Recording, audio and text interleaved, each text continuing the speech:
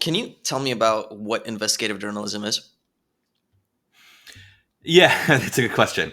I guess I would say like journalism at should always be investigative, right? This idea that you are kind of trying to uncover new things or information that otherwise isn't, that powerful people want to keep, hidden for whatever reason, right? Mhm. But in practical terms, the way kind of news cycles often operate is that there are a large portion of employed journalists who are having to do journalism on the fly, right? Reporting the daily news, going to Capitol Hill, their local city hall. And so, that as a result of the time constraints, they are often able to do kind of longer form reporting.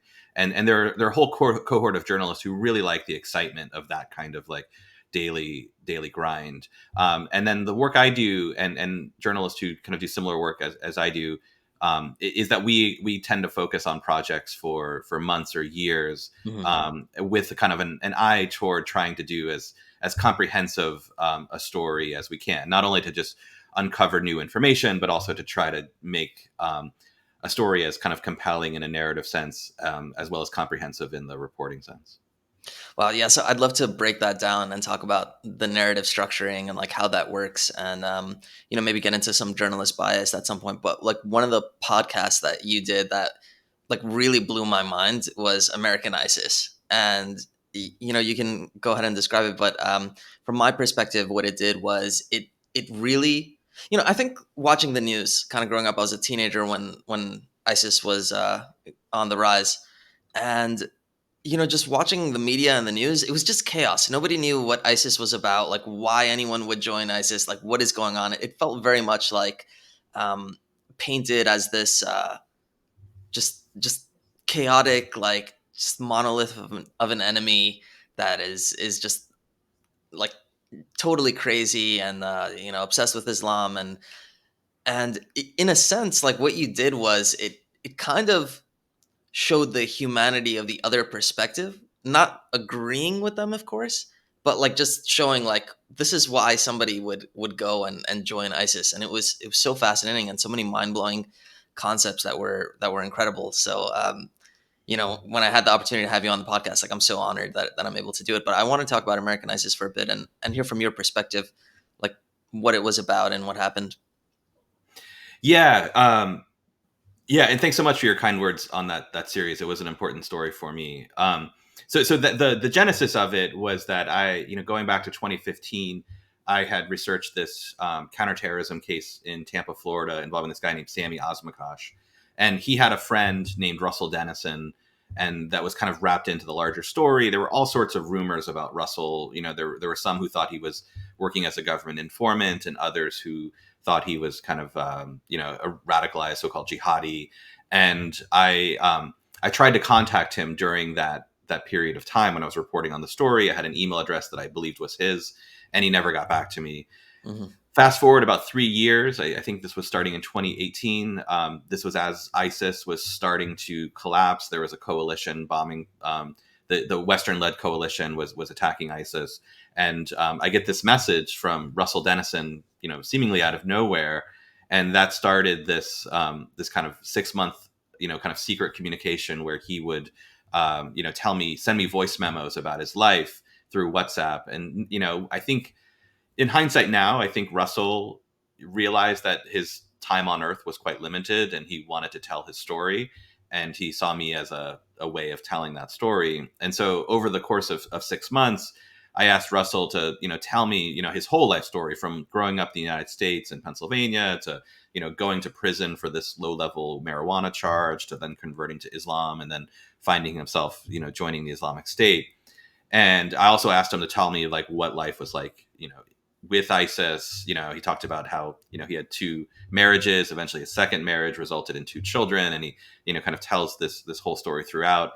And I thought like, the interest for me was a couple of things. I mean, one was that it was just this extraordinary access. One Hmm. of the challenges I think that Western media had in reporting on ISIS was that in general the Western media didn't have access to ISIS. Like it was very difficult to get to Syria. It was very difficult to communicate with members of the Islamic State, and so there was this kind of vacuum. And in that vacuum, a lot of really bad reporting came out. There was a lot of really bad reporting that kind of made ISIS seem cartoonish. Mm.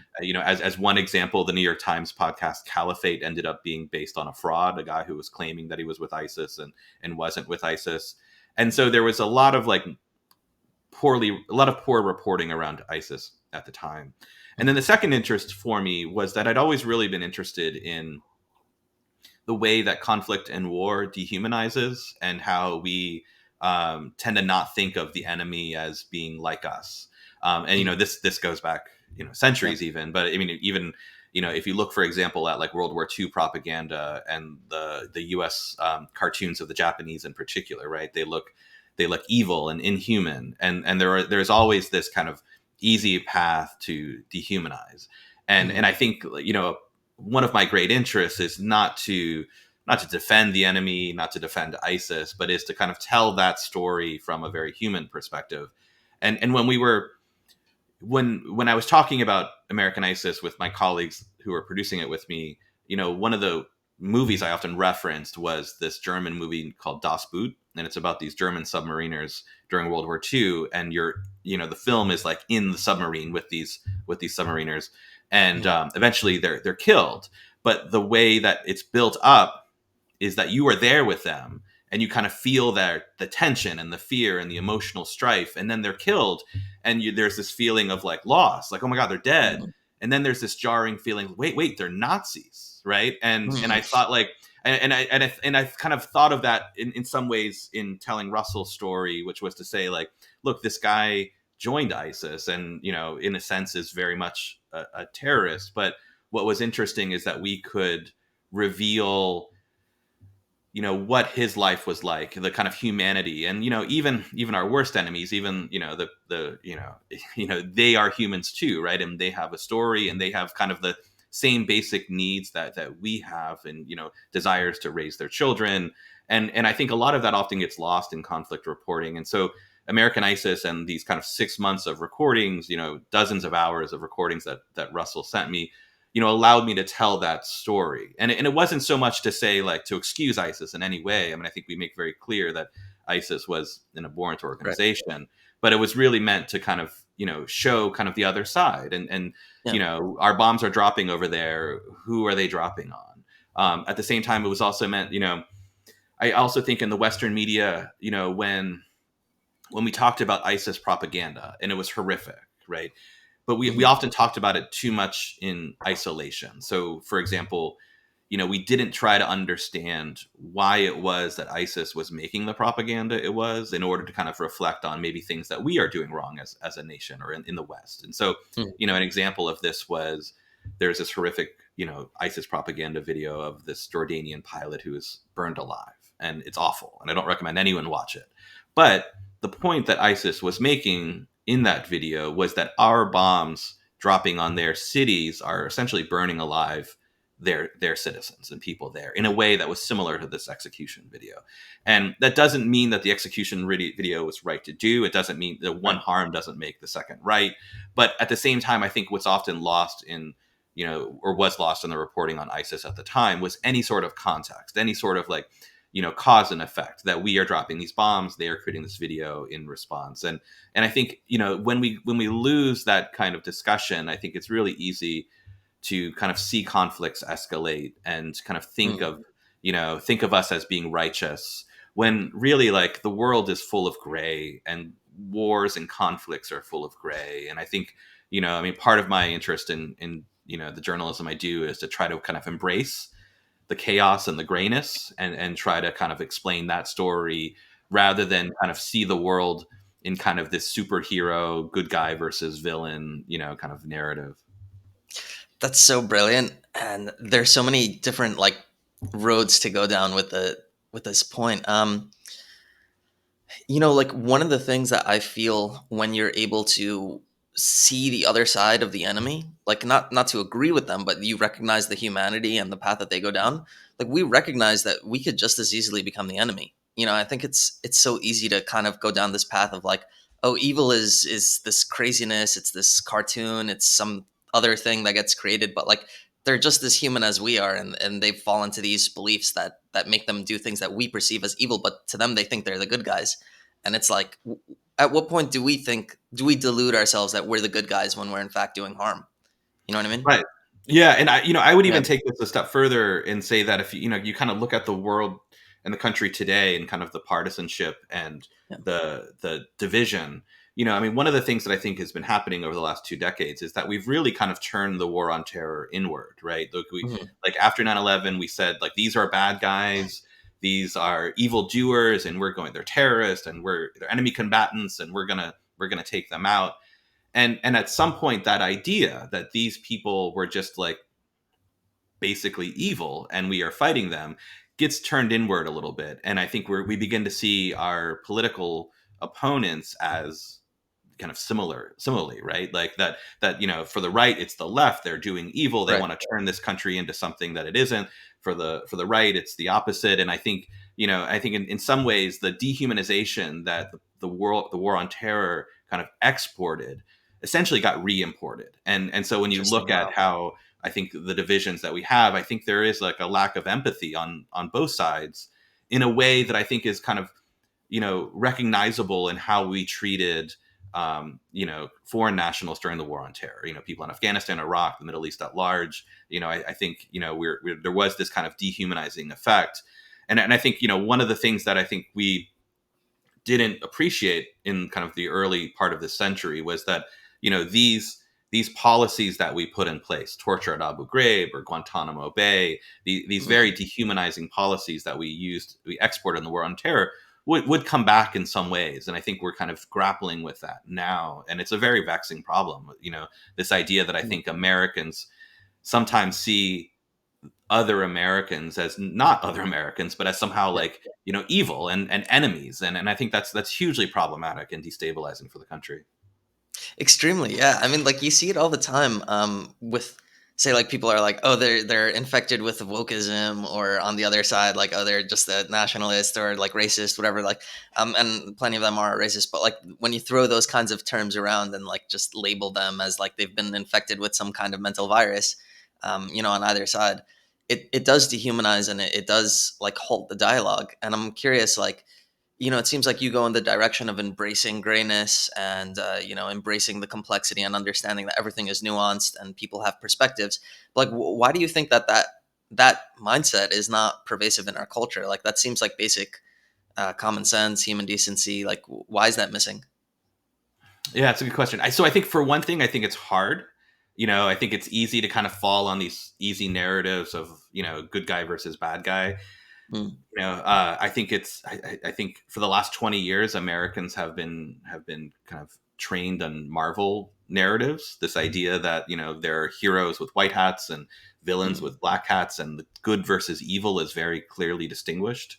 Um, mm, and I think as a result, I think it's very easy to tell this easy story, like the reason that these people are like this is because they're woke. Well, what does woke mm, mean, right? Well, what does enemy combatant mean, right? And I think mm. we kind of give these terms as a way of kind of labeling, and it just allows us to have these easy explanations, and that's great for sound bites on cable news and social media, where you're having to argue things in 2 sentences, and unfortunately, I think when you boil things down like that, you end up getting to these very simple narratives that are harmful because it just makes things overly simplistic.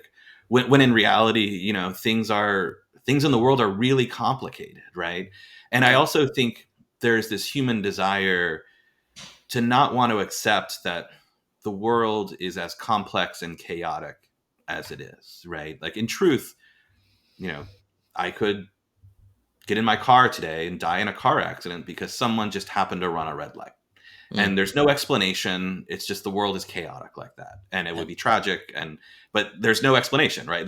Yeah. There's nothing drives that decision. It's just like this split, this someone made a mistake and that happened. And I think there is this unwillingness to, not unwillingness, there's a resistance to want to accept that the world is that chaotic, and so much of how we live and the world around us is affected by both the chaos and very complex situations where it's not one thing causing another, it's 100 things causing 1,000 things that cause this overall effect. And I think ultimately, like, it's just there's a human desire to want to believe Yeah. that the world is simpler, right? And I think, this gets into a larger topic, but I think that's kind of the power of conspiracy theories, right? This idea that, Okay. you don't have to believe that the world is hugely complex. You just have to believe that there are these lizard men behind the scene pulling the levers. And unfortunately, like, that's, we kind of live in this world where, I think you're dealing with like a large portion of the country that it wants these simple explanations, and another part that, is embracing more complex things. And, I think it's just hard to kind of, and then coupled with obviously media fragmentation, it just makes things, it makes it difficult for, people like me to explain these kind of more complicated stories, because the media marketplace doesn't really allow for a lot of us, and B, Mhm. people are busy. And so, thankfully, I appreciate this, sat and gave me 4 hours of your time and listened to an American ISIS. But like, there are a lot of people that just don't have that time. And so it's like, I think we are living mostly in a society where the complexities of life are not really, the challenges of that aren't really being met by the current media that we have. So first of all, I hear you, and I appreciate you appreciating me for listening to American ISIS. But I kind of disagree a little bit, where I feel like, so many people are just doom scrolling on Instagram, watching a lot of nonsensical TV. We all have time where we travel, where we're exercising, doing chores, or whatever it is. Like, people can sit down and listen to a long form podcast. Um, I think more people should. I'm not saying what people should do, but I think like it would be better for more people if they, were able to kind of challenge their thinking and actually think for themselves for the first time. Like, listen to a different perspective, be okay with complexity, like learn to do that. And when we constantly like shut ourselves off to it, it creates this anxiety where it's like people don't have a place, and that's probably why they turn towards more extremism, because it's like, okay, this is this. If I follow this one line, I could feel like I'm a good person. I could feel like I'm doing the right thing, and when you veer from it, it's scary. Yeah, no, I agree in the sense that, Yeah, like, I think one of the things that's been really perplexing for me is yeah, realizing that, more than ever before, you have this like wealth of information that you can yeah. consume in various ways, right? So like, I try to ride my bike 4 or 5 times a week, and That's I often awesome. listen to podcasts when I'm doing it. And so or if your people are vacuuming or doing the dishes, Yeah, there's always that opportunity. right. But I think it seems the way the media is today, it seems to create kind of two groups of people, and I'm Yeah, not sure which one is larger. One that mm, like has access to all of this information and embraces it, and learns, and like, is very mm, engaged with the material, and politics, and society at large. And then the other that I think, given the opportunity to access all of this, is just choosing not to, or choosing to access very distilled versions of it, right? Like, yeah, the news story that gets percolated through Twitter or Instagram, and it becomes like a couple of sentences, and they think they understand it for that reason. mm, And I don't know, I mean, this is like, I guess this is more a question of someone who studies like political communications, of like, like, why is it that is kind of turning people, the people are kind of have access to this wealth of information, but then choose not to access it, or choose to have it filtered through Instagram influencers. Like, I don't know, and I think that is yeah, like, but I do think it's like, to me, it's concerning. I think, yeah, at the same time, it's like, sometimes I wonder, am I coming at this from too much of like an ivory tower approach, right? Like, I'm working on big projects that I think are important, and why doesn't society want to listen to them or read them, right?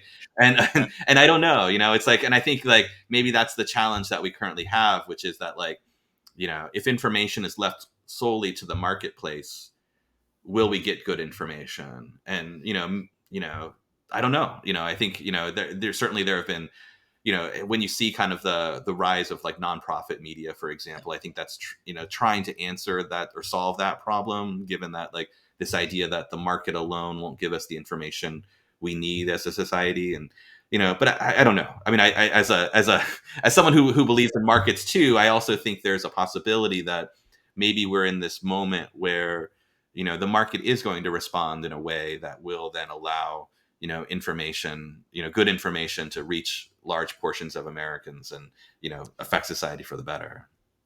yeah. Absolutely. I mean, I'd hope so. But here's an interesting thought, and this is like getting into the realm of a conspiracy theory. But are you familiar with The Office, the TV show? Yeah, I wasn't a big watcher, but I do know of the show, of course. Yeah.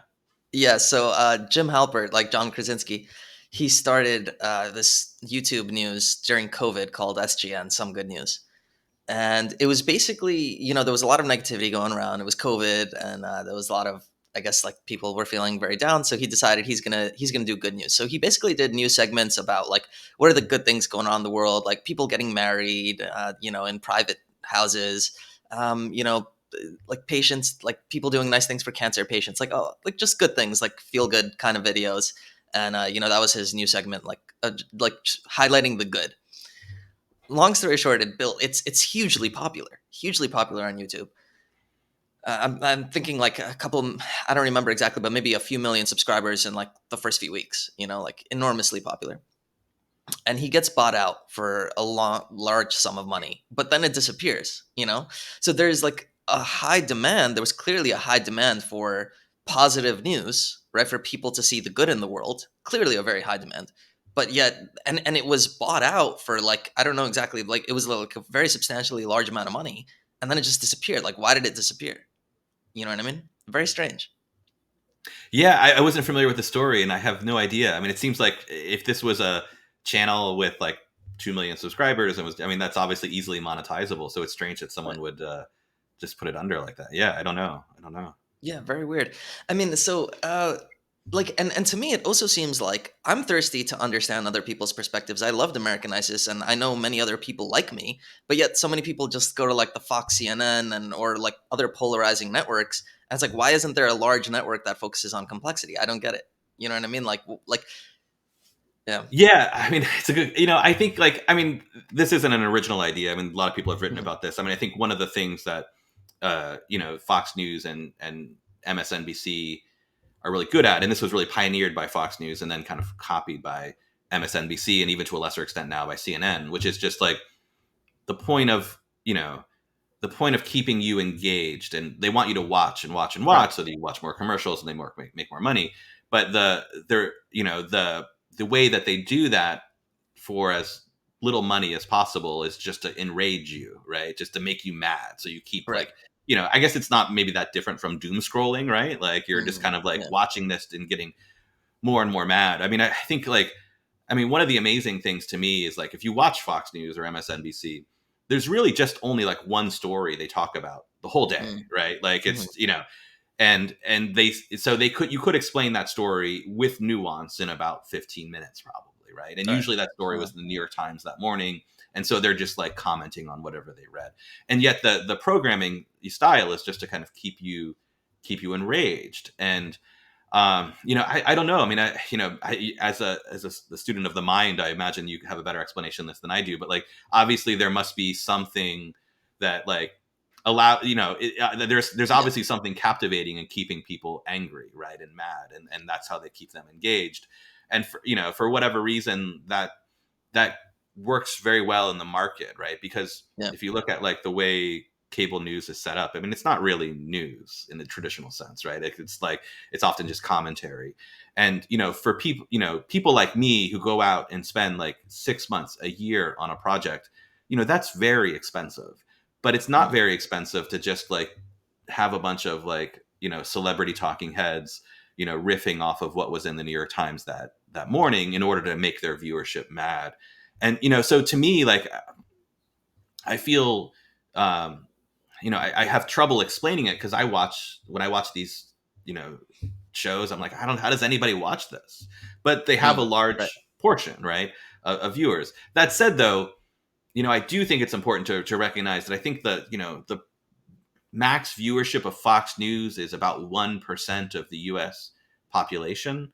And so on the whole, it's not an enormous audience, about 1% of the population. But for whatever reason, it does have a very kind of enormous kind of cascading effect in our culture and in our information ecosystem, and why it is that, that 1% of America mostly doesn't read or consume news beyond that cable news organization Right. is really incredible to me. But yeah, I mean, I think like, and I also think, I think Americans have begun to confuse news with commentary and bullshit, really, right? Just because Fox Mm. News says Yeah. it's Fox News, it's not really news. But I think in the society, that's what people, that's what people think. And and I often experience this as a journalist when I explain I'm a journalist. I'll get like, oh, like Joe Scarborough or Fox News, and it's like all respect to what they do, but that's not what I do. But Right. and so it's very hard because I think a lot of Americans think of news and journalism only in that sense, and when you think of the bad reputation that journalism currently has and the attacks that it's going through, a lot of which I find absolutely unfair. But I think a part of it is that like many Americans just associate news with like the talking heads on cable news, and unfortunately, you Right. know, the journalism that I really value, like that's not being done in those quarters. Fascinating. I mean, and let's talk about journalist bias, because you also mentioned how when you're creating a story, there is a narrative there, and it's like there are certain things that just like, where do you draw the line between opinion and fact? And like nothing is like, any reporting by a human is not completely objective. Like, we obviously leave things out because we feel like they're not important, but like, at what point does this cross the line to like, this is clearly biased? You know what I mean? Yeah. So kind of the quick history of this is that like early in the 20th century or in the mid to late 20th century, there was really among daily newspapers, there was really this idea of objectivity that you were going to go Hmm. out into the community and you were going to report it straight. None of your biases would play a role. And then if you read the story, you know, it's mostly true, right? They'd quote someone on this side of the issue and someone on that side of the issue, and then let the Hmm. reader decide, right? But the truth is that there's always bias, and this idea of objectivity was absolutely false, because someone that would go out and report that story that seems biased, well, maybe they're hiding their, I'm sorry, that seems unbiased. Maybe Right. they're hiding their bias by the fact that the guy they disagree with, they used a quote that wasn't particularly good, whereas the other guy got the great quote. And Mm. how do you prove that, right? And like that kind of implicit bias was always happening. And so this idea of false objectivity was absolutely true. And I think what you begin to see in journalism in you see this kind of in the mid 20th century with the so-called new journalism movement with the magazine style reporting, but I think you see that kind of more now than ever, which is that like there's really this rejection of false objectivity and an embrace of transparency. And so that's how I view my work. Like I'm the storyteller, so there's no way that I can just blank slate like I don't believe in anything and tell the Right. story. Like that's just not realistic. So the way that I think journalists have to handle that is to be transparent. And you're transparent in your sourcing. You're saying, this is where I got this information. This is how I know it's true or accurate. And then at the same time, when you're analyzing the information, coming to some sort of conclusion where perhaps bias would play a role, I think it's important to be transparent with a reader or listener in that position that you're coming from. And so ultimately the reader or the listener or the viewer can look at this journalism and say like, okay, well, the facts that he uses, I can substantiate. I can go online, I can find those facts myself, and he's coming up with a different conclusion. I understand the conclusion he's coming to given the position he's reporting from. I just happen to disagree with that, and I think that's fine. I Mhm. think I think as much as journalism can be transparent in the storytelling, in the sourcing of the facts, I think that's where we should be. I think more often there is like an attack on that premise from Right. really uh, people operating in a very intellectually dishonest position to Right. say that like, oh, the media is just biased and they're kind of like working with the deep state or George Soros or whatever, right? And like none of that is true for journalists who are working on projects like I am. And so and I think at the same time the ones that are often kind of decrying that most are the ones who are kind of committing the most journalistic malpractice, right? Like I think more often than not you hear that coming from like Fox News and Breitbart and these other organizations whose journalistic standards I find quite low. And what also happens, I think, is that the more transparent a news organization is, the more it is opening itself to these kind of very dishonest attacks. So, as an example, the New York Times, not a perfect news organization, no organization is, but it does take very seriously corrections to the record. So they run corrections. If they get something wrong, they run a correction. And what you'll often see is like, these very, animated attacks from right-wing media saying, look, the New York Times got it all wrong. This is a bogus article. When in reality, those organizations attacking the New York Times never run corrections. They often have stories that are like wholly incorrect and they just never run them. And so, I think what happened, we live in this kind of strange moment where I think the more transparent and the more kind of, I would say the more transparent and the kind of more serious the publication, the more it opens itself up to these really kind of like intellectually dishonest and politically motivated attacks, as if the media is all biased. And I think that's, and so I think we are in this moment where I think journalism needs to be, there is this false objectivity, there is going to be a, going back to the earliest days of the Republic, there have been, newspapers that were writing from specific political slants. And I think, that's okay. But I think, I think where, we just need to be more transparent in the kind of slant we're coming from. At the same time, though, I think, we are also in this position where I think there are certain quarters of the media that take very responsibly what is a fact, what is the sourcing of this, can we consider this, a credible piece of information? And then there are other quarters of the media that will just kind of propagate all sorts of misinformation in order to put forward whatever political agenda they want. And I think, right now, this kind of mess of media we're in, really requires Americans to have a high level of media literacy and kind of be able to kind of understand the diet of information they're consuming. And I think for a lot of Americans, they're just not really up to that challenge. And that creates, a lot of misinformation and disinformation in the society at large. That's so fascinating. That's so fascinating. And I mean, what's so interesting is like, there is a lot of misinformation, disinformation in what's reported, what's not reported, coming from this supposedly unbiased lens of these outlets that are clearly biased, And I think about it and I'm like, whatever. It's like going back a little bit to what we were saying. I think people feel, and I don't like, the only reason I feel this is because of the YouTube and the media that I watch, and everyone is kind of living in an echo chamber. So maybe it's my own fault for like kind of falling into this clickbait. But I feel like people feel like America is more divided than ever in like political issues, let's say. And the fact of reality is, I think when I go outside and I talk to people, most people just don't care that much. You know what I mean? Like most people are just going about their lives, trying to do what they're doing. Like they don't, you know, they just don't care. And I'm curious to know what you think about that. Like the difference, if you agree with that perception that America is feeling divided, and if you think that it's not actually reflective of reality, but for some reason we think it. I think this idea that we are so divided really gets magnified, right? Because Right. I think the people who are the most divided, like if you're looking at this, and this is an imperfect metaphor, obviously, but if you're looking at, political ideology as being a range, the people on the far ends of it are kind of the loudest and they're the most divided. And so we tend to Right. think, okay, well, like we're very divided.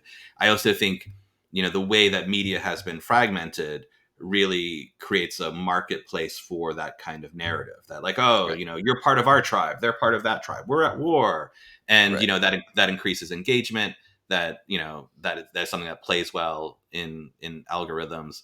And so I think this idea that we are as divided as we are really is accentuated by the fact that like the divided ones are the loudest. They're also, I think, if you're kind of, since there's a presidential election coming up, I think the people that are like hardcore Biden supporters and people who are hardcore Trump supporters, and that kind of so-called base is really kind of the loudest. But there is this whole portion of in the middle that I don't think feels as divided. I think, at least I hope, I mean, I can say like, Okay. I have a 8-year-old daughter, and I think one of the blessings of having a kid is that you are often forced to have relationships with people that you might not otherwise, that it kind of breaks you out of your filter bubble, in the sense that like my daughter's friends have parents who come from very different perspectives than my wife and I, and we're friends because our kids are friends. And so, it allows us to like have these relationships that we might not otherwise have, which I think is very good because it breaks us out of these kind of bubbles. And what you begin to realize at least in a small anecdote. And I know this is one of those like stories of like, let me tell you about the world through my 5 friends, right? But at the same time, I think like what it's shown me is, that, they're, we are kind of politically different. My kids, parents, friends, we're socially different. We come from different backgrounds, but like, ultimately, like, we like each other. We're kind of together in this idea that we want our children to inherit a world that is better than the one we had. And we just want a good life for them. And so there is this kind of commonality that I think is often missing when you talk about that divide. And that even gets back to like what we were talking about earlier in this idea of like humanizing the enemy, like, Right. I'm not going to be voting for Trump, for example, right? But some of my kids' parents, friends, or my kids' friends' parents will be. Wait, you're not voting for the Messiah? What's that? You're not voting for the Messiah? I'm not voting for the Messiah. Yeah, but they I think Right. maybe, right, and it doesn't make them evil. I think Right. like, Right. and I think that's like, I think that's part of like the what's missing here is, I think the political rhetoric has made it so divided, that I think we tend to kind of like, as we were speaking about earlier, we're like dehumanizing our political opponents in the same way that we would dehumanize ISIS fighters and people that we were at war with. And I think that's really the kind of the troubling aspect of this. And I mean, there's a much larger portion, this is a much more complicated issue in a sense, but I do think like this idea that we are kind of corralling into these bubbles where we're not meeting people who have differing beliefs than we do, I think makes us feel like we are so divided, but also then really limits our ability to understand that the people that we disagree with are not necessarily enemies, right? Are Right. not necessarily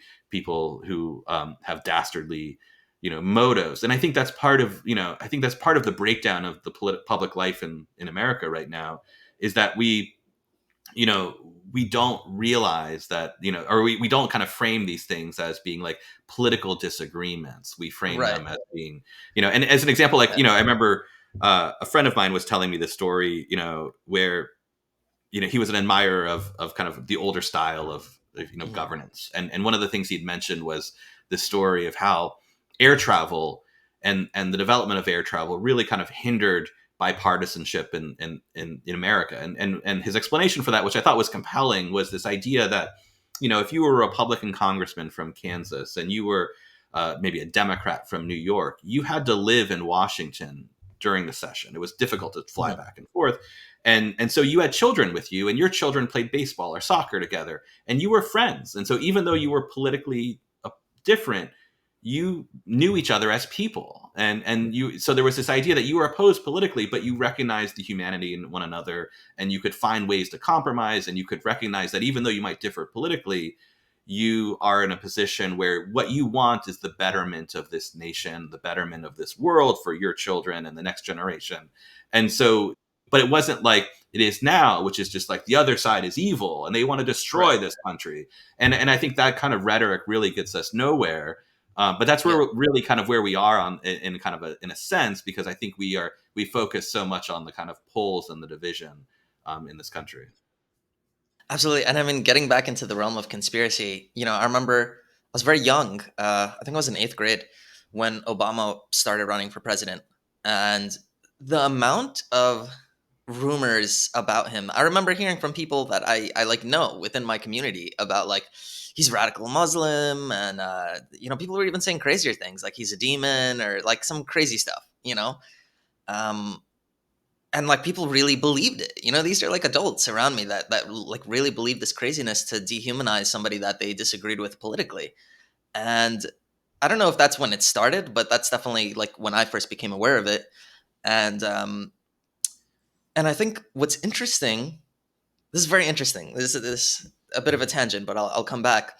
I heard this example recently where in Israel, when the English were kind of ruling over that province, they pinned the Arabs against the Jews and caused them to fight against each other. They like did this by like saying some stuff to the Arabs, then they said some stuff to the Jews, and they were trying to like pin them against each other. and it was successful and it worked. But eventually, like, the Jews came on top and got rid of the British. And the whole motive for why the English did that was because they understood that if they can get the Jews and the Arabs to fight against each other, then they're going to they're going to fight against each other and not come at them, right? Like, that was the whole idea. And I don't know if this is accurate, but this is what I heard.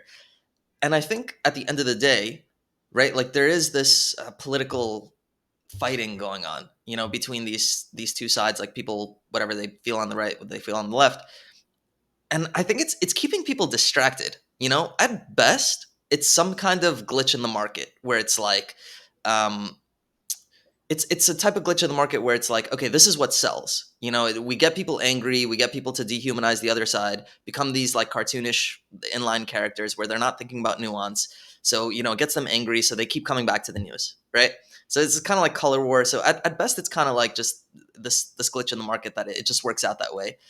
But at worst, it's motivated in some sense. Like, there's, for whatever reason, people, there are actors that want us to feel politically divided, and even if it's not intentional, there are definitely people benefiting from this. Um, and I'm curious to know your thoughts. And I know, like, there's been talk of how Russia has been, trying to divide us publicly. Like, I don't remember where I heard this from, but there was some, like, famous, not famous, but like a big Twitter influencer that turned out to be like a Russian bot that was like a pro-Trump Russian, not bot per se, but like an actor. I don't know if you have any familiarity with that. Yeah, the concept. I think it goes back to the divide and conquer saying, right? It goes back to the Romans, and this has always been a very effective strategy in war and politics, and I think we certainly see that to a certain extent here. I think when I look at it, I you kind of, especially when you look at like the culture war issues, right, and like the rights obsession with trans rights as one example. I think there is, to me, a very clear motivation for why the Republican Party and conservatives would be pushing that, right?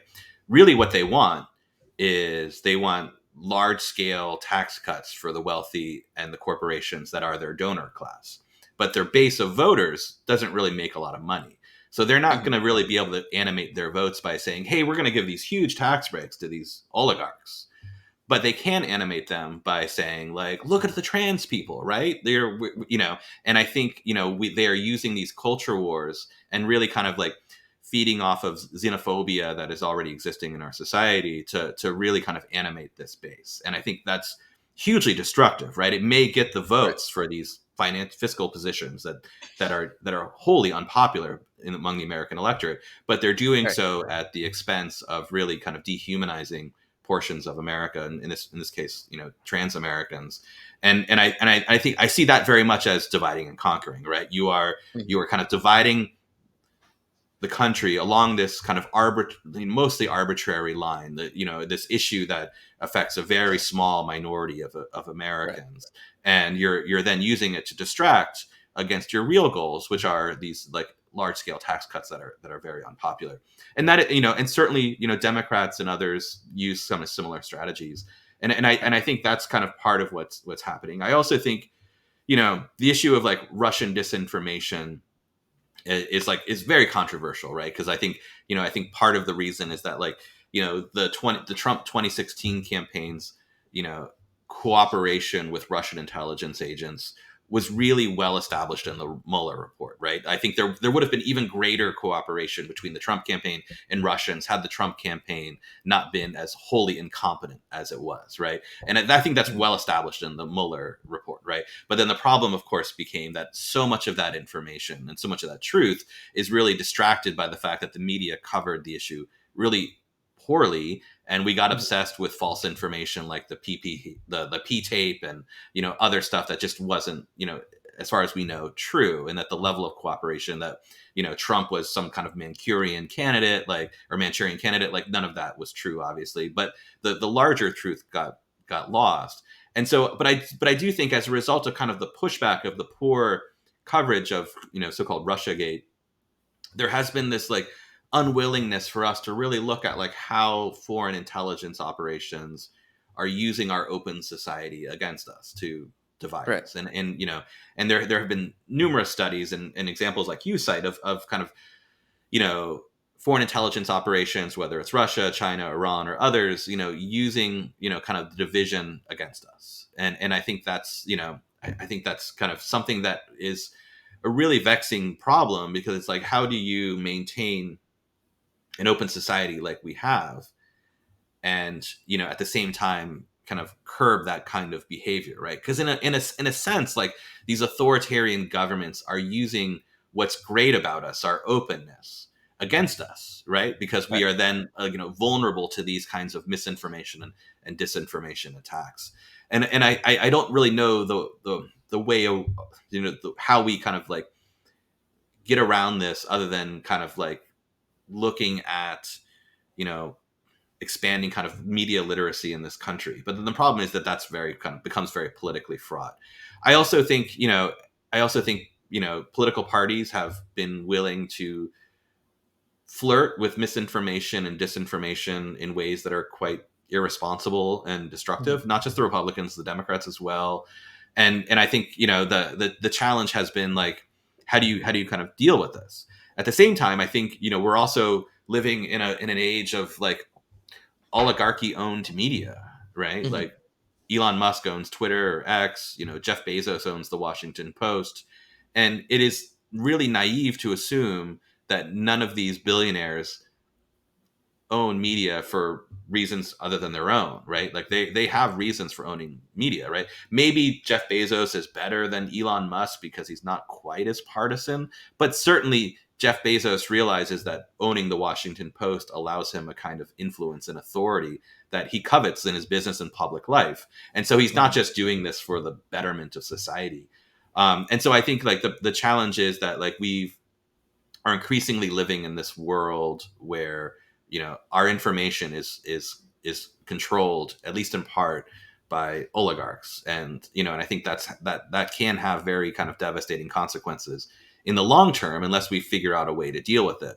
I mean, in some ways it's like a reversion to what America was in its early days. Mhm. There's a book called, is it Infamous Scribblers? It's about the earliest days of like newspapers in the United States. And these were like rabble rousing newspapers that were funded by business interests in order to kind of push forward their own agendas, right? Right. And so there really was no neutral arbiter. It was all just kind of, business run, oligarch owned media. And in some ways we are kind of moving back to that, right? Like Right. you know, the idea of like, kind of the Watergate era of journalism, where it was all very public interest, was really vested in this weird market quirk that allowed the bundling of all of these papers, right? Like, or these things, right? Like, so classifieds were just this enormous moneymaker that allowed newspapers to do kind of public interest reporting, and they were able to do stuff that the market wouldn't allow, because classifieds were like a monopoly. If you wanted to sell your car, you had to go through the daily newspaper, and that daily newspaper car ad revenue funded this great journalism that kept us more open and honest and transparent. But then that all crumbles, like in the earlier this century, right? Like, classifieds go to Craigslist and others, and there's Mhm. no longer this bundling of kind of good intentions in journalism and kind of the economic engine. And so what we've seen is kind of journalism crumble, have its economic base crumble, and in response we've had a number of solutions. One has been oligarchs like Jeff Bezos or Elon Musk. Another has been nonprofit media. Another has been the kind of the disbursement of media through kind of people who have like a relatively small audience on YouTube but are able to make a living. And I think that the challenge has been that, like, as a result, we're kind of living in this world of enormous kind of flux in media and information. And I think, to get back to your larger question, then this has allowed um, foreign intelligence operations to influence us in ways that we haven't seen before. Like, you can go back 20 years, 30 years ago and see how like Russian disinformation was kind of going through papers like the National Enquirer or the Mhm. Globe, and sometimes then it would kind of percolate into the mainstream media. There have been studies on how the Russians did that in the late 20th century, but now it's happening at a way that is just enormously more effective because of not only kind of the rise of social media and the openness of social media, but at the same time, the kind of collapse of more traditional media, right? I mean, I think the challenge I think we all kind of are grappling with is that in the earlier days of media, there were gatekeepers, right? There was the editor of the New York Times, and there was the, news director at NBC, and there was a handful of people that really held enormous sway over the media that Americans consumed. And that was a very imperfect, imperfect kind of situation. But I think at the same time now we've had that collapse where they're no longer gatekeepers. Anyone can, with enough effort, get 1 million followers on Twitter, X, and propagate all sorts of information. And then I think the question we have to grapple with is like, is the current situation maybe less perfect than the previous one? And I tend to think it is. But at the same time, I don't think going back to the previous situation is necessarily a good thing or even a practical thing. And so then the question is, where do we go from here? Like, how do we kind of live in a society that has information that's reliable when, there are no longer any more gatekeepers? Yeah, incredible point. One of the things, one of my favorite parts of American ISIS was you kind of had this line where you built up this idea of Russell Dennison growing up with G.I. Joe, and you all at that time, in that time period in the late 80s, value, like, G.I. Joe was the coolest thing. And the Cobra, who were the bad guys, you describe them. They're like these monolith characters, well, wearing all black, and their leader, the Cobra leader, wearing all black and stuff. And you made that comparison that like he's almost exactly like how we in the West view the leader of ISIS, you know. And Russell grew up to become one of them, like one of the bad guys, you know.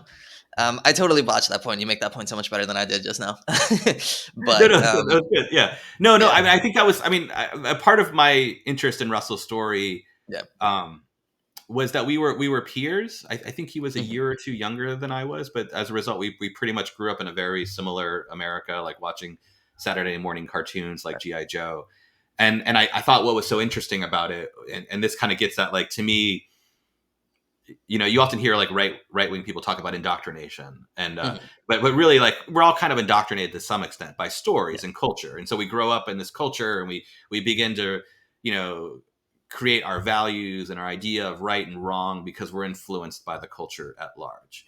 And so for me, it was always interesting, like, as a boy watching GI Joe. I had the action figures, like, everyone wanted to be the good guys, right? Like, right. there was this like badass good guy named Snake Eyes, and he was often the kids' favorites, and no one wanted to be the Cobra and the bad guys, right? And so it was just amazing to me that, like, if you fast forward decades after that, you know Russell would have chosen that other path. And it's like, Yeah, why did he choose that other path, right? But I don't think right. it's that. Sometimes I remember, like, the Charlottesville Tiki Torch Parade, right, of all the neo Nazis. And I remember thinking, and everyone's like, where did these people come from? And to me, it's like, that's a good question, but I think part of it is that we just underreported kind of the rise of neo-fascism in America. But then the other part of me that was kind of had that similar question about Russell was like, didn't these guys like watch Indiana Jones? Like, the Nazis are the bad guys, right? And Mhm. like, I guess, like, what, and I know that's a kind of a superficial point, but the idea is that, like, to me, it's like so interesting, this idea that you would push against kind of the cultural values you grew up with in order to kind of embrace the bad guy. And, like, so for Russell, it was joining ISIS, and for the Tiki Torch Parade guys, it was becoming the modern day Nazis.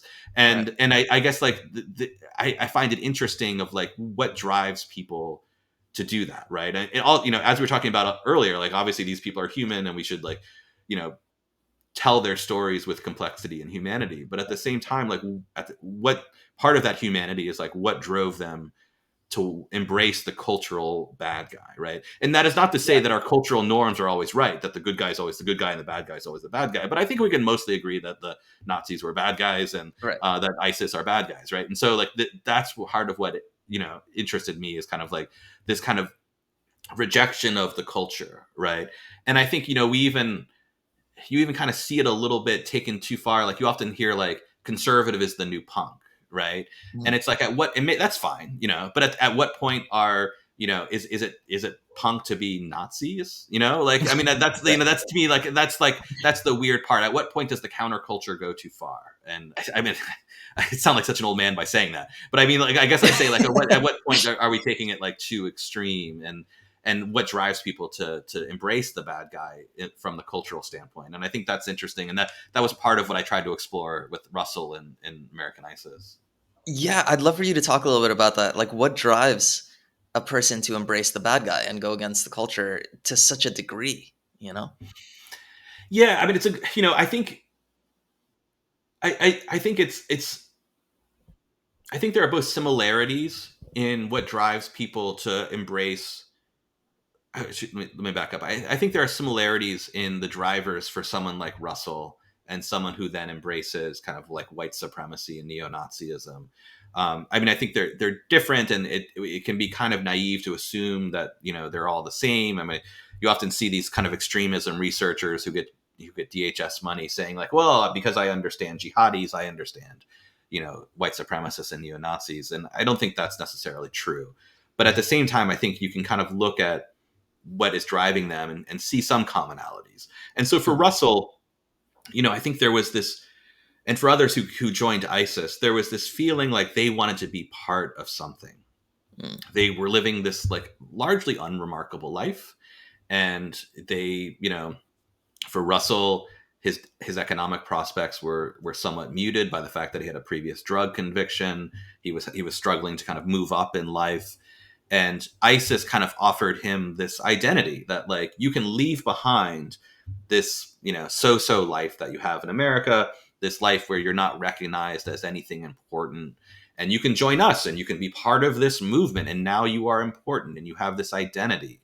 And I think if you look at kind of some of the neo-Nazis and kind of white supremacist movements in the United States, like, there may be an element of that, right? These are people that have largely been left behind in America's economic boom, and they feel that the culture is changing in ways that they don't find comfortable.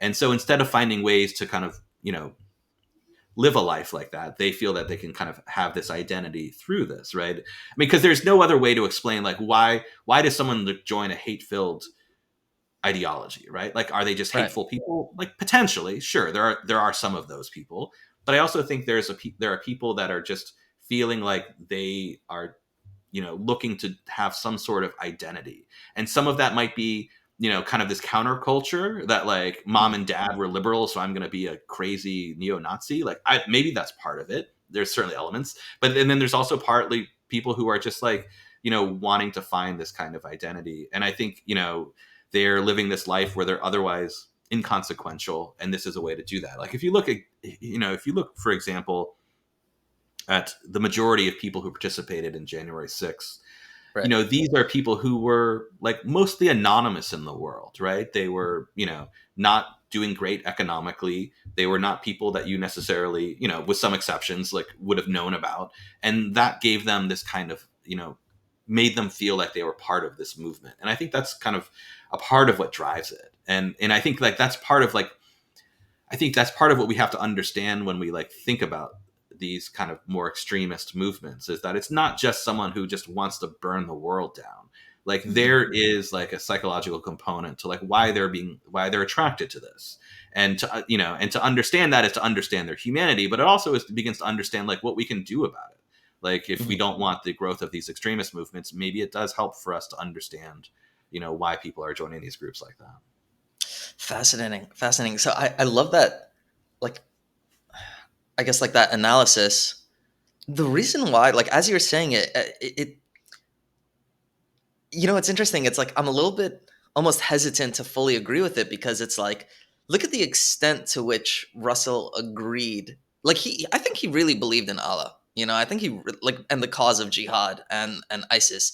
So much so, like, he sacrificed his life, and I think there was such strong conviction spiritually and physically, even, like you mentioned how he saw the light coming out of the Quran, and those were like real spiritual experiences for Russell. And it's like, and maybe it's true. Maybe the drive for uniqueness can, in fact, drive someone to that level of belief.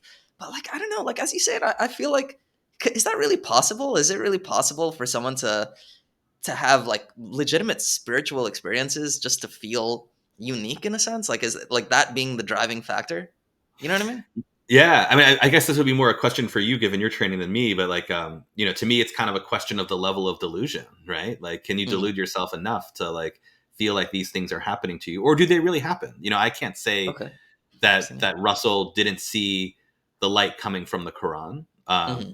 but maybe he did, maybe he didn't, or maybe he, was looking for meaning in his life to such an extent that he imagined it. I don't Yeah. know. Like, maybe those are all. I mean, the atheist might argue that those are all, all these spiritual, encounters are really just kind of delusions that the person kind of, believes that they're experiencing this when they're really not. I mean, I think Interesting. Yeah. in American ISIS, what I tried to let, I mean, I'm glad you say that, because I mean, my goal in American ISIS was not to be prescriptive Right. about Russell's belief. Like, I wanted Russell to present his story and allow the listener to kind of come to their conclusions about what Russell thought.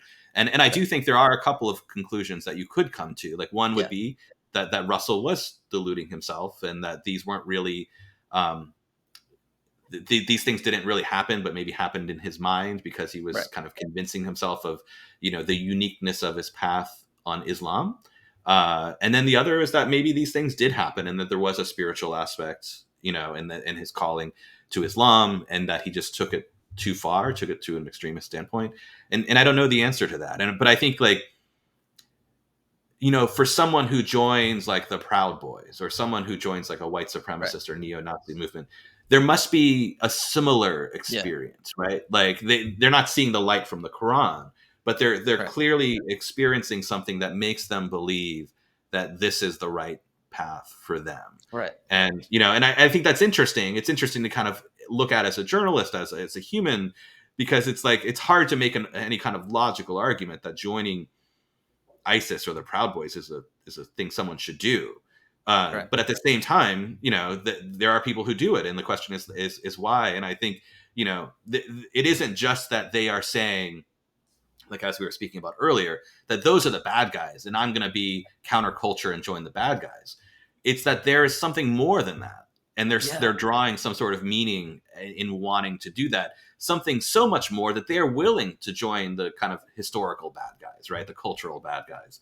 And I think Yeah. that's interesting. I mean, like, and I don't, and this is kind of the luxury of journalism compared to other fields, which is that, like, I don't have to have the answer. I can just point out the information and say, like, this is interesting, because I really don't know the answer. I mean, it is interesting that Yeah. this happens, but I don't know the answer. And I think maybe what I would argue from Russell's story is that, like, for every person, it is different, and what drives them Hmm. there. I mean, I think there is this tendency in looking at extremists, whether it's terrorists or, far right domestic extremists, to believe that there is this formula for radicalization, that, if they do X, Y, and Z, they become radicalized. I mean, at its simplest, at its simplest explanation with, like, Islamist extremist, it was like, oh, if they watch these extremist videos from Anwar al-Awlaki, then abracadabra, they become extremists. And obviously that isn't true, right? There's no way that we can break down kind of formula toward extremism and radicalization. For every person, there is a kind of unique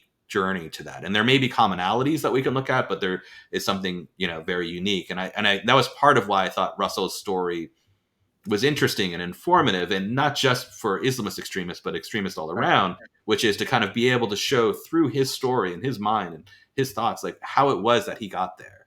Because I think that's Yeah. something that we don't really think enough about. It's easy for us to be like, oh, those are the bad guys. But, like, how did they Yeah. become the bad guys? And I think that's really the interesting question.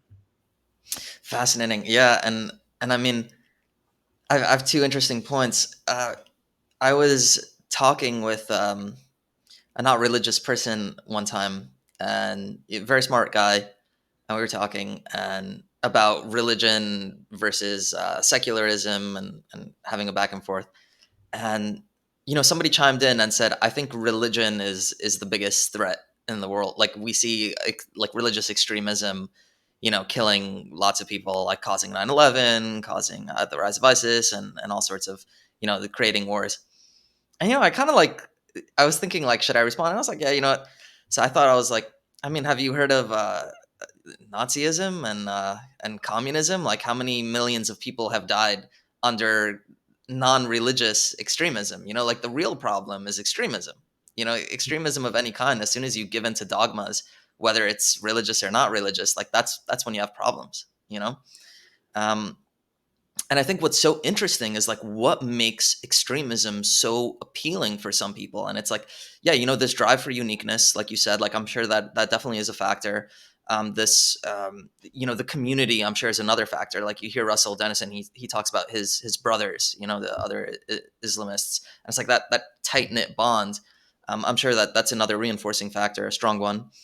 And like I think about it, and it's funny. I thought you made this point in American ISIS, and correct me if I'm wrong, but like, you know, like in Western culture, you could do anything. Like today, thanks to the advancements of the scientific method and science and all the things that are created, like the amount of opportunities you could have today to do whatever it is that you want. You could become a doctor, a YouTuber, like a business owner of any kind. Like ChatGPT makes it so easy to like create websites and stuff like that. Like anyone, like the barrier to entry to do almost anything today is way lower than ever before. Like you could really do anything. Like right now I have a podcast, it's not huge or anything. Hopefully one day it does become huge, but like that would have been impossible to me like 30 years ago. And now it's something that I'm able to do. And I love doing it. And I'm so grateful for that opportunity. And it's like Russell had YouTube talents. He had all sorts of things that he could have done. But, it didn't, he didn't go down that route. Instead, like he went down this extremist path. And it's like, why? Like, why was he so lost when there are more opportunities today than ever before? And I think that part of the reason is like in Western culture, there's no calling. There's nothing that looks down at you and says, Trevor Aaronson, you need to become a journalist. Gabi, you need to become a podcaster and a therapist. Like there's no almost like godly calling. But joining the jihad, like this is a much greater calling. This is coming from something divine. Like this is your calling, Russell Dennison. Go ahead and fight the good fight for me. You know what I mean? Or like for the neo Nazis, perhaps it's similar, where it's like they feel, I don't know exactly what the neo-Nazi beliefs are, but like they're the Aryan race or whatever. So it's like they're doing a moral good for evolution by perpetuating their race and eliminating the others. So it's like there's like a higher calling there. Like there's something that within their values, there's an objective, clear cut higher calling. Um, I'm curious to hear what you think about that. No, I agree with you. I think if we look at like, I agree with you on the larger issue that like, I think it's naive to say that all of this violence is caused by religious extremism, right? I mean, obviously, as you pointed out, like there have been, there was horrific violence committed by Nazis, by, the Soviet, communists. And so that is not, kind of extremism and violence is not unique to religious extremism. Right. But at the same time, I think, if you look at kind of the recent history, you can kind of point out how religious extremism seems to be kind of adopted as almost like a last resort. Like, for example, the rise of, Islamist extremism in Iran was largely due to the fact that we propped up this brutal, regime there that, left its citizens with no choice but to embrace kind of Islamist extremism as a way of overthrowing that government. And so sometimes I think, you can use that as a way of kind of looking through the lens of America in a sense. And I think one of the things that I think we clearly did is that we like turned our back on America's industrial base. And if you look at the Midwest, and we kind of exported a lot of these jobs to, to China and elsewhere in our manufacturing base because it made sense economically, but ultimately hollowed out America's middle class. And I think when you look at the MAGA movement in particular, I mean, I think one of the things that Steve Bannon did was to recognize that hollowed out middle class, the people that were left in the industrial base, were hurting economically. And I think, it does get at this issue that you describe, which is that like, there is this irony that there is a large portion of America that feels that it is economically disenfranchised. At the same time, there is like enormous opportunity in America, right? Like you can start a podcast, you can invest in a 401k, the stock market is at all-time highs. Like there is a clearer path to wealth and affluence in this country than in any other. despite kind of the problems economically, right? So, there are certainly stories of people who kind of rose up from the Rust Belt and prospered in the United States despite the economic challenges. But there's also a whole group of people that, for whatever reason, and it's not laziness, but for whatever reason, just haven't been able to attain that path or get on that path. And I think there's an aspiration to look to blame someone, maybe in the same way that Iranians, during the Shah, were looking for someone to kind of change the system. And I think, when you look at kind of the extremist elements of the MAGA movement, I think that is kind of part of it, that there's this feeling like I got left behind, the system is against me, and this movement and this guy and President Trump is going to, overturn the system. In Right. reality, I think, it's kind of the irony of kind of often like African dictators, right, who run against someone saying he's corrupt, even though they're really more corrupt, right? And I think, to a certain extent, like the MAGA movement and kind of right wing extremism has been able to animate this idea of people who've just been left behind, and this gives them, really something, to go against, and they're Right. angry, right? I think when you listen to a lot of Trump voters, especially those that go to the rallies, you don't really hear them talk about specific policy or things Mhm. that they want in this country. It's really kind of like a revenge tour. And, Right. in some ways, I see that as the extremism, that they are just mad at America, and maybe for very good reason. But they're kind of seeing in Trump this idea that they need to tear it down, right? Just Mhm. as Iranians wanted to tear the Shah down. But the question is, did Iran get a better government Mhm. after the revolution? And like, would we get a better government in Trump? And I think that's the kind of scariness of extremism, that like in some ways they are reacting to a rightful grievance, but at the Mhm. same time, by being extremist to it, they are going to potentially create a system that is even worse for them, Right. and they're often acting against their interests. And I don't know if I kind of veered too much from your point, but I guess that's No, where no, like that's where I kind of find like the study of kind of extremism really interesting. That like, it's very you know reactionary. yeah, very reactionary. And I think, it allows ambitious politicians like Trump to take advantage of that. I mean, in some ways, like, I admire Trump's ability to recognize that in America at a time when not many people did, that there was Mhm. this kind of grieving group of Americans that were kind of inclined to look at someone who was just going to burn the whole thing down. Mhm. And I think he was able to animate that in a very good way. And I think, kind of going forward, if we're able to kind of get beyond a lot of the kind of partisanship and polarization that we now have, I mean, I hope that as a society, that's one of the issues that we will look at, is like how kind of America's leaning into globalization really kind of hollowed out our middle class in a way that was harmful to the nation as a whole. Because I do tend to believe in the cliche that a strong democracy requires a healthy middle class, and I think that's really where we're struggling right now, is that we have hollowed out the kind of industrial base and the manufacturing base of this country, Mhm. at the great expense of people who were employed in that area, and to the Right. great wealth of kind of the oligarchs. And so as we see kind of wealth, created increasingly, grow in the wealth gap and grow increasingly, I mean, I think that's one of the things we can look at. The challenge, I think, is that I don't think, I mean, the irony is, I think that, Trump, in wanting to like give huge tax breaks to corporations and the wealthy, is doing exactly the opposite of what those people who are animated by him need done. But for Mhm. whatever reason, they're refusing to kind of see that, because they see in him this person that's just going to burn the system down. Yeah, it is really crazy. And to me, what's bizarre is I make more money than my parents, and my parents came here, they were immigrants, from another country. They came in their 30s, they didn't know the language.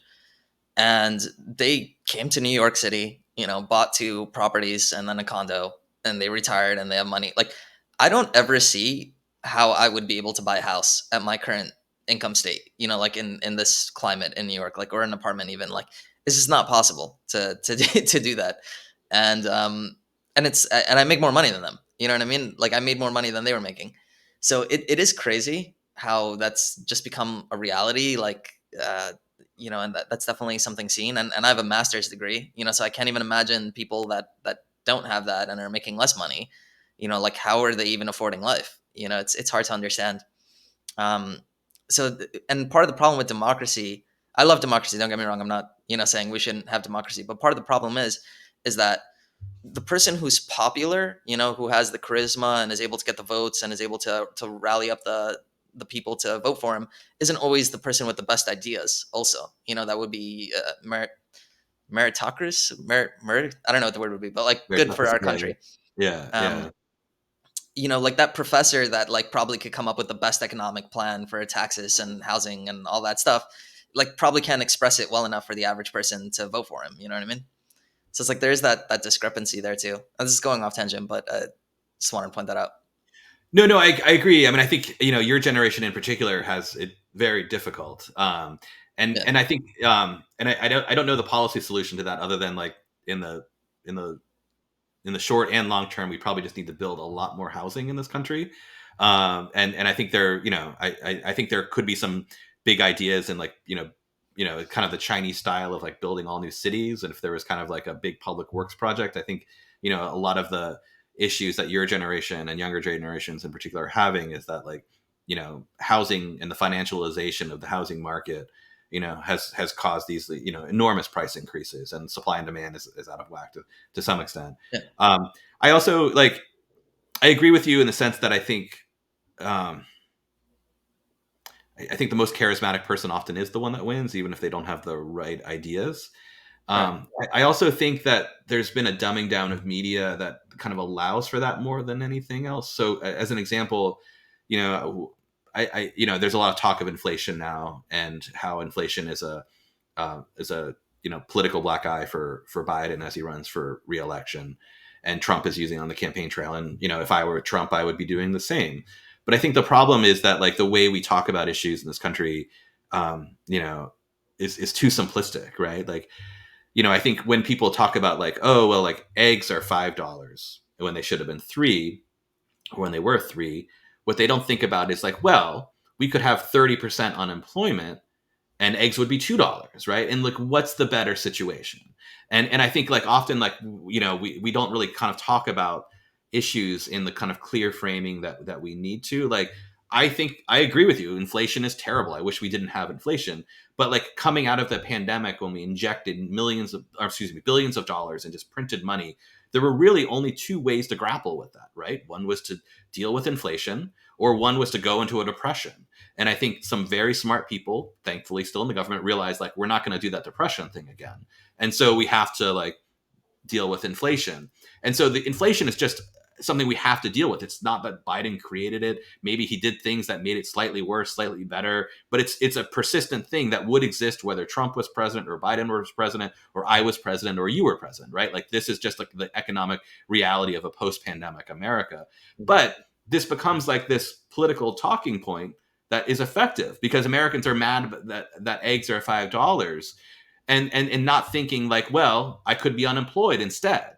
And I think that's part of the challenge is like how do we begin to like have a civic life where we can talk about these things in the complexities that they deserve, right? Rather than just being like, or just having this idea that like everything is a zero sum game. Like inflation exists and I win, or inflation exists and you lose, right? Like it's just like Yeah, that's not really the reality.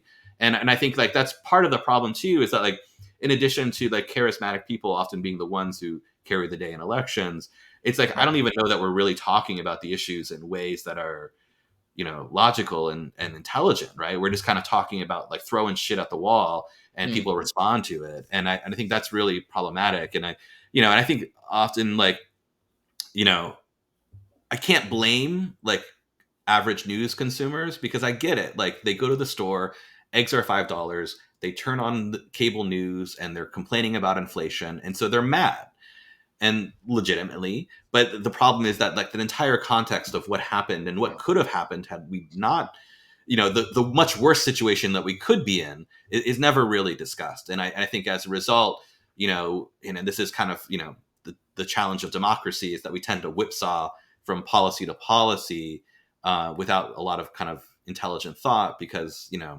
we're dealing with an electorate that maybe isn't as well educated on the issues as it should be, and not because it's their fault, just because the media is largely failing in its job in doing so.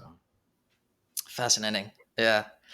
You know, there's this book called Escaping the Rabbit Hole by McWest. It's about combating conspiracy theory thinking. And, we touched on this point earlier for the need of just like to need to kind of step away from this idea that the world is so chaotic. People can't handle the chaos. So they kind of fall into these either conspiracies or other extreme beliefs.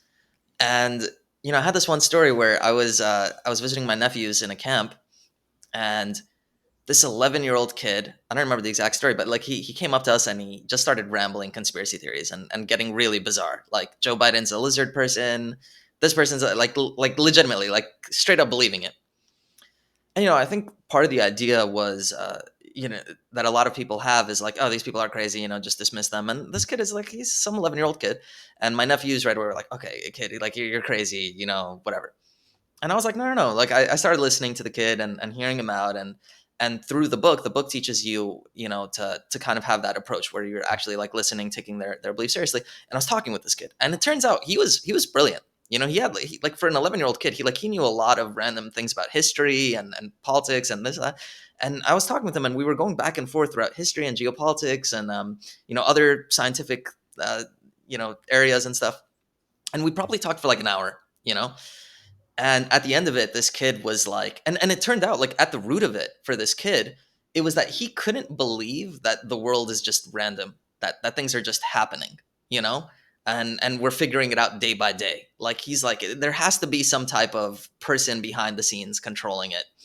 And and I think religion is a form of coming to that too, where it's like, okay, there's a God that has a plan, and there's some type of structure here. It's not all chaotic, so people delegate their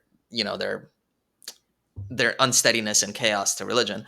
But that's what it was for this kid. And through talking to him and like getting down to the bottom of it, he really was like, you know what? Like he was convinced. He's like, yeah, the world is really chaotic, and he felt okay, because I talked with him and I was like, yeah, it's tough. It's a tough world to really navigate, but you have your choices, and we're living in this chaos, and that's what it is. And he told me, he's like, you should start a podcast, so I was like, I have a podcast. But but basically, that's what happened, and it's interesting. And I think the world could be a better place if we taught that kind of skill of listening to others, and the work that you do is so incredible because you share the perspective. Meaning, like, I think people confuse when you listen and you understand somebody's perspective. That's not the same thing as agreeing with them. Those are two completely different things. But I think people don't realize that, and people don't have that grace and that decency. Well, at least it seems that way. It seems that people don't have it. I'm kind of like on my high horse. Like, yeah, I listen to other people. I'm sure many other people do. Like, tons of people do too.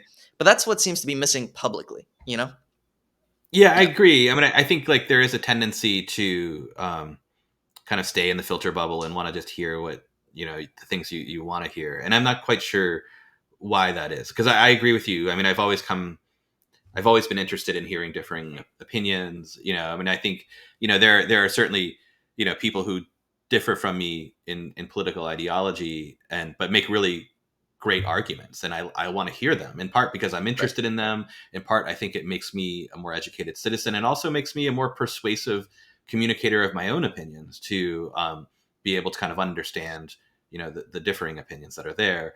And so, yeah, I mean, I also think we also live in this world where, like, I agree with you. And then one of the kind of more provocative ideas I've been wrestling with is this idea that, and I say this as a secularist, I agree with you in the sense that, like, I think religion historically has been a way for people to kind of make sense of the chaos. Like, it doesn't seem so chaotic because, this is God's will, and God is behind all this. And so I can accept the Right. chaos because I know this is part of some master plan Right.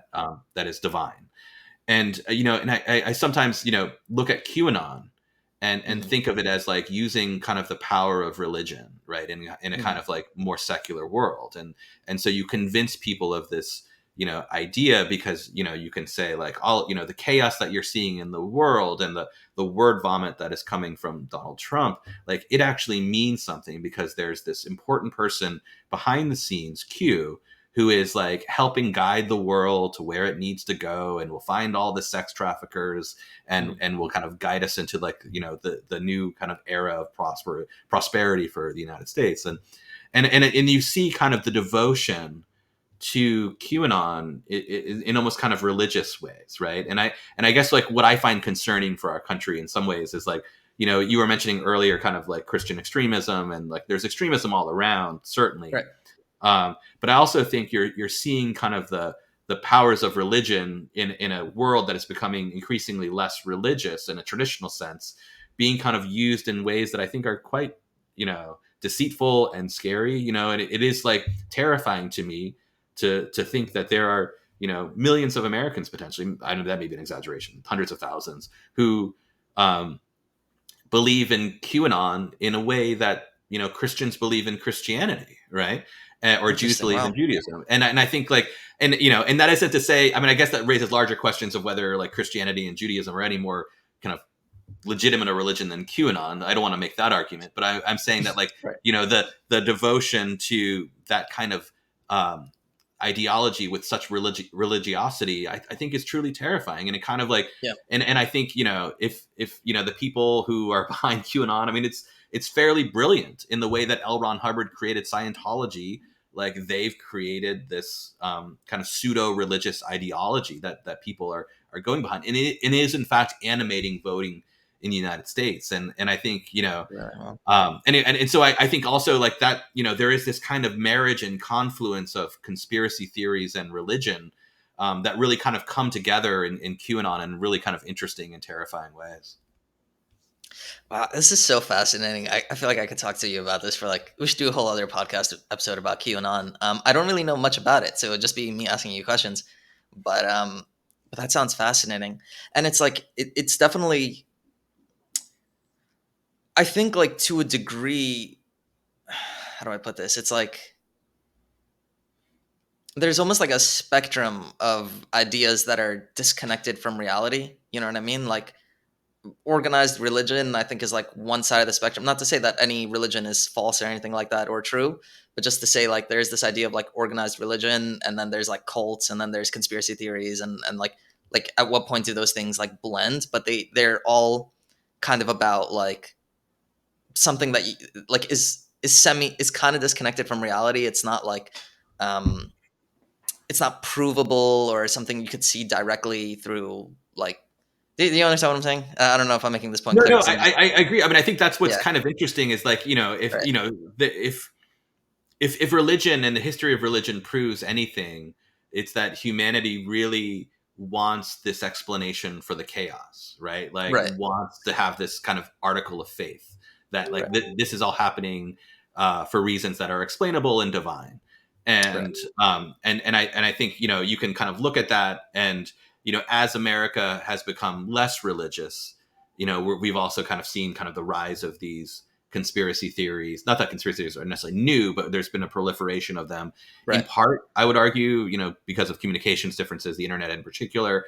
But Mhm. also, I think, and I say this as a secularist, so as I'm not some like kind of person who's necessarily promoting organized religion, but I think as Americans have moved away from more traditional religions, kind of conspiracy theories have kind of filled that need in them for kind of an article of faith that religions in the past had.